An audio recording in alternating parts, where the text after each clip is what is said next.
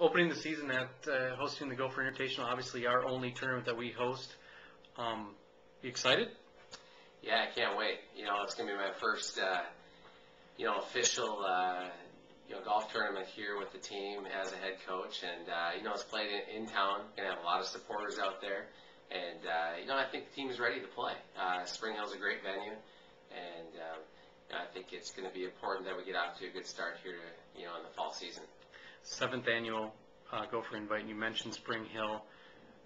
How does playing that course set you up for, the fall, for the spring? Because it's a very nice, difficult course.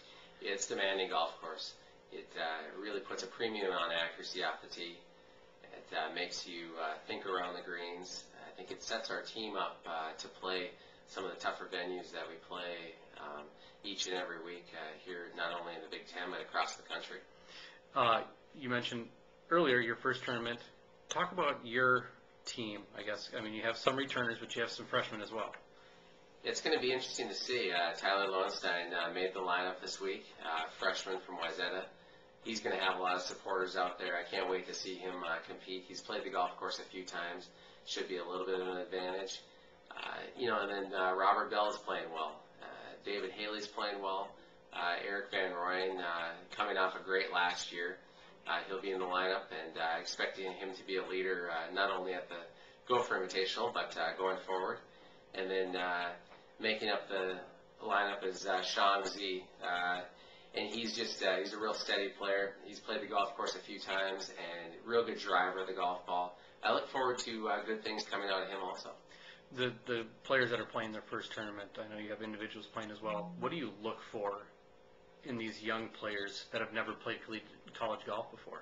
Well, they're going to be nervous. It's a big golf course. It's a demanding golf course, like I mentioned before. And I just look for just a little bit of composure out of them. I also look, can they drive it straight off the tee? I think it's really important now in college golf that guys drive it straight off the tee. Everyone hits it a long ways, but the golf course is such a Spring Hill.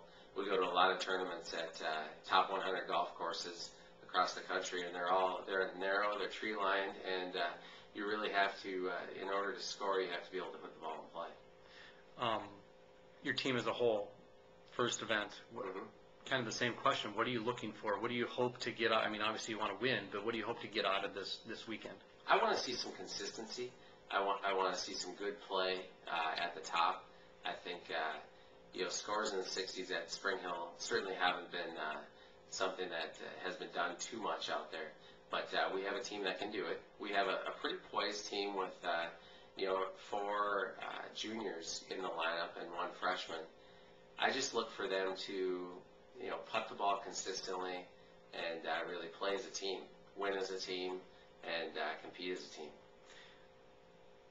The first 5 years of the tournament, scores were a little higher. Last 2 years, I think records have fallen each day that we've been there. Do you expect that to happen again this weekend? Or is it all weather-based? A lot of it's weather-based. A lot of it's just the quality of play. 2 years ago, Kelly Kraft won the 2009 Gopher Invitational, and as we all saw, he's now a Walker Cupper after winning the U.S. Amateur. Just the level of play in college golf has risen, and with 3 players from NCAA play last year winning nationwide tour PGA titles this year, it brings a lot of these guys into the mix. You have teams such as Arkansas coming, top 10 ranked team. Ethan Tracy, the #1 player, winning the Western Amateur this summer. That's a huge feather in his cap, and we just have to, as a team, basically rally around each other, rally around the scores that hopefully we'll shoot in the first day or two, or the first 2 rounds of the tournament, and then just set us up for a good Monday finish.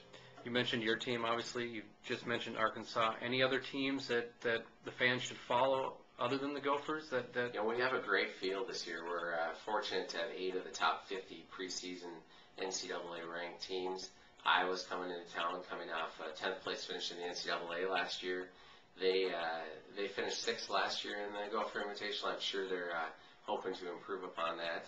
We have a wide base of teams, I believe, coming from 10 different conferences, which really should bring people out here in Minnesota to come and watch teams that they maybe hear of, such as UNC Charlotte, We have North Texas coming, who's strong. We have a team from the Northeast, Liberty, who is also a very strong team, and then Santa Clara coming out from the West. And they're all coming to different grass than they're probably used to. We have a distinct advantage there, and we just hope to compete hard this weekend. Lastly, you're new, obviously, but you also have a new assistant.